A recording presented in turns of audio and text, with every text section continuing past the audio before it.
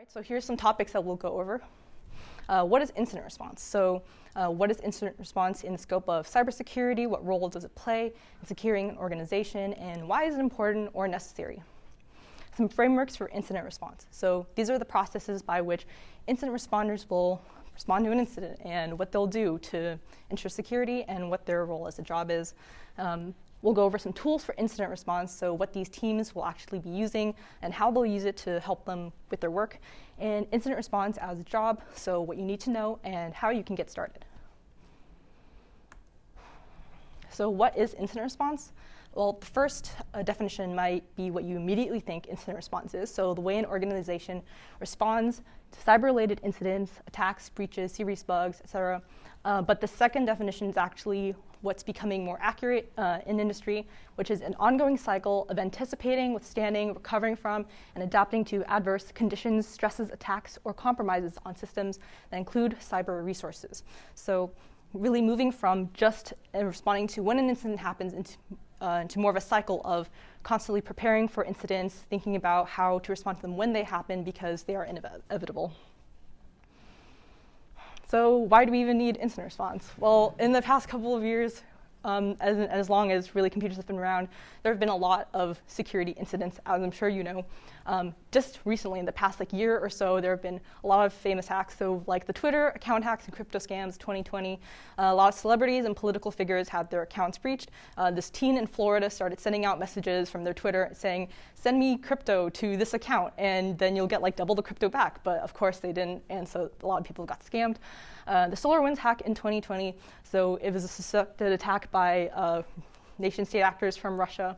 A lot of US government, large firms and organizations, and especially ones that build offensive security tools got hacked and data was taken. It is still, the extent of the breach is still not really known, and it's still kind of going on. In 2021, there was a Microsoft Exchange server data breach. So basically, some attackers were able to exploit some zero-day vulnerabilities, so bugs that even Microsoft doesn't know exist, and they were able to get access to people's emails, passwords, to all Microsoft's services and some of their servers. And of course, the Twitch hack, the one I'm probably most interested in, as I'm gonna go back there and work on fixing stuff from the breach. All of their code base, the entire code base for all of Twitch, got leaked, and also a bunch of streamers earning data got leaked, so now you can see how much your streamer made in the past month. And also this happened, Big Bezos, they call it. So somebody hacked the Twitch site to be able to display a big picture of Bezos's eyes, and nobody needed to see that. A security tool I helped develop this past summer also got leaked, so I guess if you want to find it, now you can. And in conclusion, hackers are bad, and there's a lot of appetite for cybercrime, and because it is so lucrative. And so security is really important. It's also really, really hard to secure anything perfectly, so that is why incident response is important. There always will be a security incident, and so we need teams to be able to respond to these and try to minimize the damage that they could cause when they occur. So what qualifies as an incident? These are just general examples of things that could be an incident. So a data breach is when any information that wasn't supposed to be made public is taken and made public.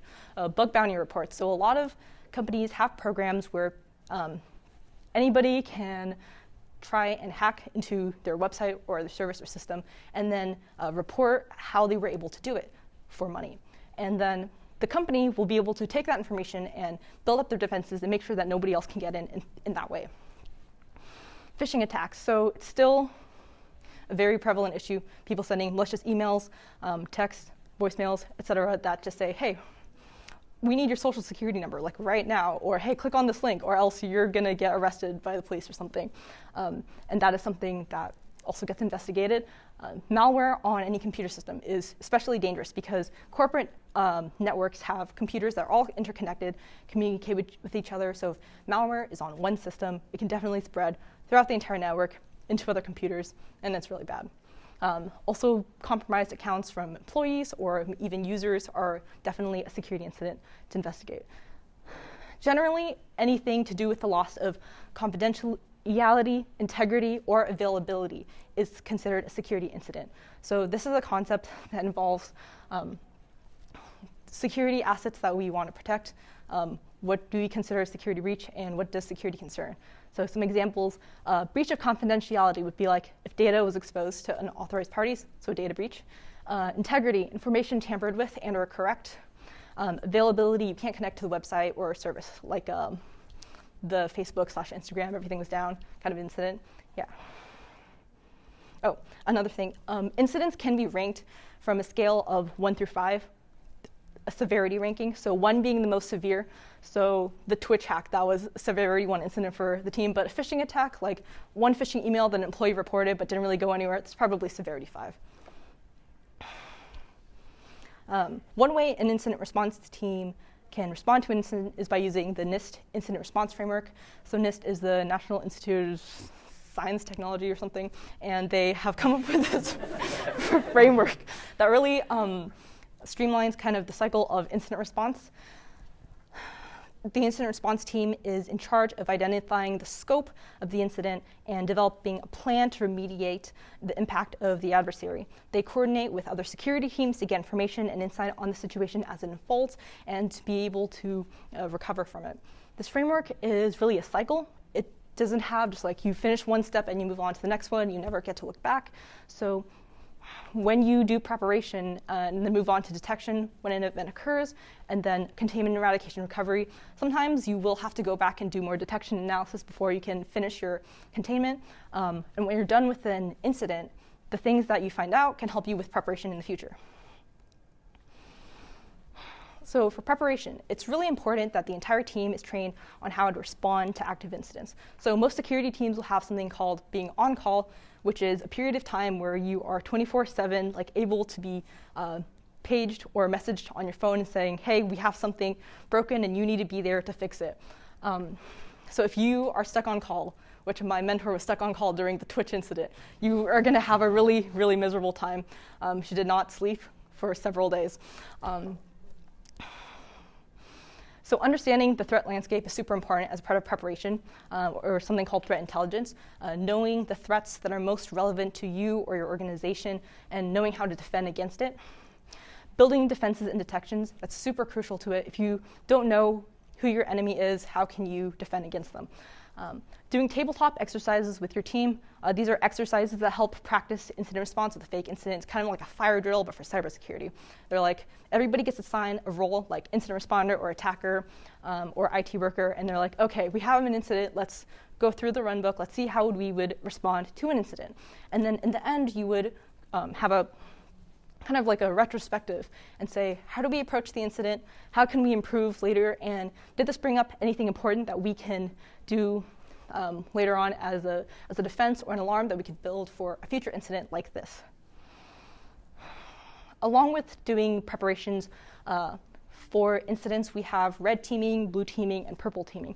So when you act as part of a red team, it means you act offensively or as the adversary. So you're playing the attacker in the scenario. You're trying to attack your system and see what vulnerabilities you can elicit, anything you can exploit. And in this way, you can figure out holes in your system that you can defend. So this can be penetration testing, for example. When you are blue teaming, you're acting defensively or as the defender, which most security teams are. So in this way, you can try and figure out places where you want to patch your system and the defenses that you can build, extra alerts or monitorings that you want to throw up to protect your system better. And when you do purple teaming, you're combining the red and blue team activities. For example, there's a tool that lets you facilitate kind of a purple team attack. There's like a closed environment, like kind of like a virtual environment, virtual machine, where you can set up attacks on your system and then view the logs and events that were created when the attack happened. In this way, you know what an attack would look like on your system of that sort. So you can build an alert that says, if these events happen or if these logs show up, then we need to investigate because something's wrong. So in purple teaming, it's really a combination of the two to be able to get a bigger picture perspective of what's happening as both the attacker and defender are playing out in an incident. Detection and analysis. So finding out about the incident from a user employee report or from an alarm that was set up in the preparation stage is usually one of the first notes of alarm. When you know an incident has happened is when you get paged because you're on call and you're like, oh no, somebody's like hacked all of Twitch and now everyone can look at our code and how much a streamer's fake. So next thing you would want to do is investigate the reports or the alarms to try and find out the answers to these questions. Like, what was the extent of the incident? What assets and services were affected? And so they can create a plan to recover. So investigating reports can mean checking the logs of applications, correlating them with any events that have occurred, like did anybody access sensitive files and databases? Did they take out a lot of information that we should know about? Really, it's just looking for any events that are related to the incident, trying to figure out how the hacker got access, what the attacker may have been able to access and affect in the system. Another thing teams might do if they have noticed a hacker in their system but they haven't done anything yet is let the hacker hack. So what they can actually do is monitor the intruder to see where they'll go and what they'll do, to collect information about them and their activity, to learn more about building their own defenses. And then once they've learned enough, shut them out. But it's a risky game because you don't know what they can do. Containment, eradication, and recovery. During containment, you are trying to make sure the incident does not escalate in severity. So if you see an attacker in your system and they probably just like scan a couple ports, you want to make sure that they can't scan anymore or they can't get access to any more of your system. So you want to cut them off like right when you can. And eradication, you want to get rid of the threat, eliminating any access the adversary has to your system, reversing any damage they caused, and revoking anything like access keys they use, changing passwords, patching vulnerabilities that they exploited in your system to make sure that they can't have any access anymore. And recovery are any actions that you have to take to bring the network or system back to normal. So an example of this is I once shadowed an incident where all the internal company sites were flagged by like every browser as unsafe and insecure. You couldn't go to them. So like all day, just like no one could do any work. Recovery involved bringing all that back to normal. And so Google was like, yeah, you can access this site. Now you can do your work. Post-incident activity, aka a post-mortem. So this is kind of like a retrospective or a review of everything that happened in the incident. So how did the incident happen? What happened during the incident? How can we make sure it doesn't happen again? And what steps were taken by the team for remediation? So that's the most crucial thing, like as part of post-incident activity in the cycle, is to be able to analyze everything that the team did to respond and to be able to improve their processes and operations. So often a post-incident report will be written to document all of these questions, and it will be written by the person who led the incident, so whoever was unlucky and was on call. Answering these questions mostly for non-technical people and any C-level executives that want to know what happened. And it can involve contributions from anyone involved. So usually security teams, incident response teams won't be the only ones running the incident. They'll have maybe a call set up, and they'll be talking to other teams to help gather information, to help figure out what got accessed by the hacker, and to be able to do more investigation to see who is affected and how they can resolve this. Post-incident activity can also include talking to the legal team to understand the potential impact to the business side of the organization. Sometimes you will have to be involved with legal and give them information so that they can protect the organization from any harm. And sometimes presenting findings to executives. So I actually did shadow on an incident this summer that was escalated high enough to be presented to like AWS security and also Twitch like security executives because it was just like, how did this even happen? Like this wasn't supposed to happen, and it was kind of serious, but not this serious. So what are some tools that incident responders use? It's actually not this, which is maybe the image you might have in your head of like somebody in like a hooded jacket over like a million monitors, monitoring like all these little charts and logs and things as things come in. But that's not really how it works anymore, or hopefully nobody has to do that anymore. It's really, really hard to monitor a lot of applications accurately, especially the more we digitize everything in our world. There's just too much data, too many things to think about once and consider. Instead, we have tools for monitoring systems, for creating alarms for suspicious behavior, for capturing logs from networks and applications, which are kind of notes on what data is being used, what's being accessed, and how are people interacting with different applications. And all this is used to gain insight into what is happening in a system, which is really useful for investigating incidents. So one of the common tools used is a SIM, Security Information and Event Management System. So this is a software application that monitors your system's logs and events to generate alerts of suspicious activity. So examples are Splunk and Upticks. So what these do are they take logs from your system. So like every application in your system, every service that gets used generates some kind of log. So these get fed into Splunk and Upticks, and these programs actually help you do data visualization, querying over logs. So if you know that an event happened at a certain time, you're able to go back in time and say, I only want to look at the logs at this time to try and investigate the event. Because otherwise, you'd be pouring through a ton of information and like not know where to look at all. So these are both kind of similar in that they allow you to do queries over data. They have machine learning capabilities to help you figure out where an incident may have occurred or where suspicious activity has happened, and they're just overall really helpful. Better Cloud is a software as a service cloud application that manages other cloud applications used internally by organizations such as like Google Suite, Jira, or AWS. Better Cloud helps enforce security policies across all applications in a network. So if you know that like having certain settings be off or on your applications is safer, then you want to push the same change to all your employees and make sure that nobody can tamper with it and like leave a hole in your network.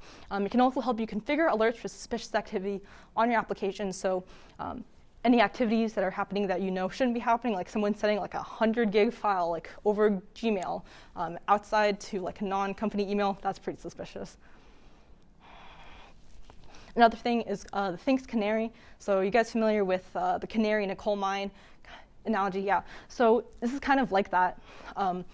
Canary in a coal mine would sense any poisonous gases that the miners couldn't, and they would die before the miners did because they were much smaller. So we have not real birds that die if there's like a hacker in the system, but hardware devices and software services that act as digital tripwires in the network. So what we'll do is have maybe like a fake database or a fake VPN server that looks real to an attacker, so they can interact with it in the same way that they would any regular database or VPN server.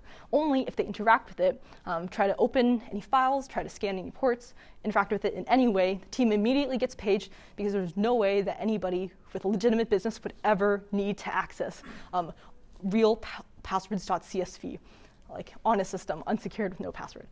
Yeah, so security teams would immediately be alerted, and they would be able to investigate an intruder.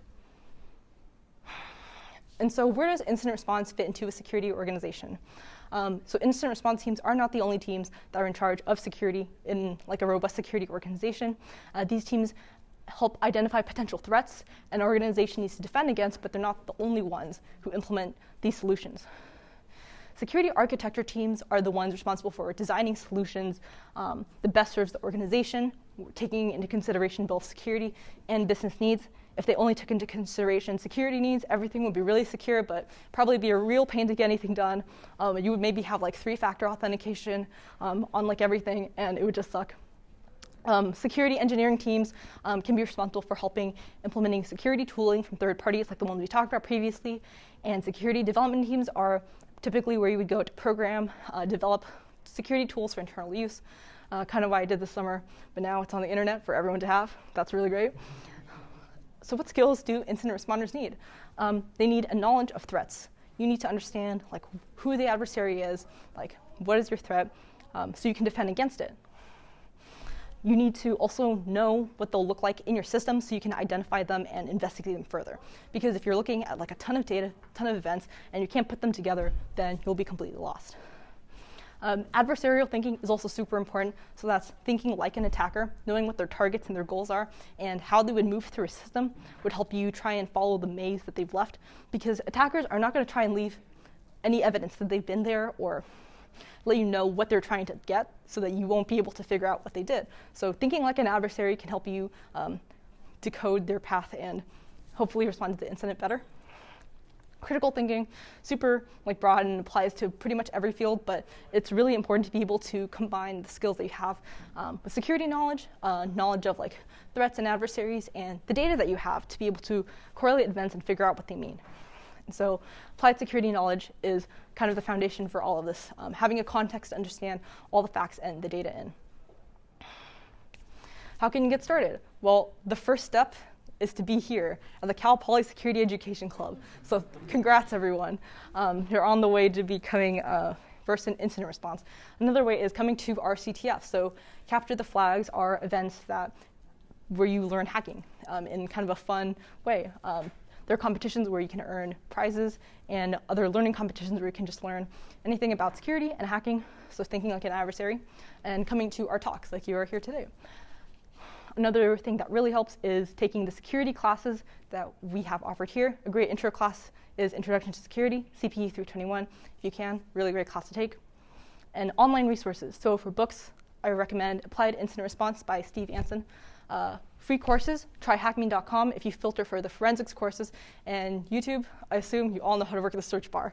For internships, if you go to the security or computing fairs that are typically hold yearly on campus, they're really helpful for helping you find an internship.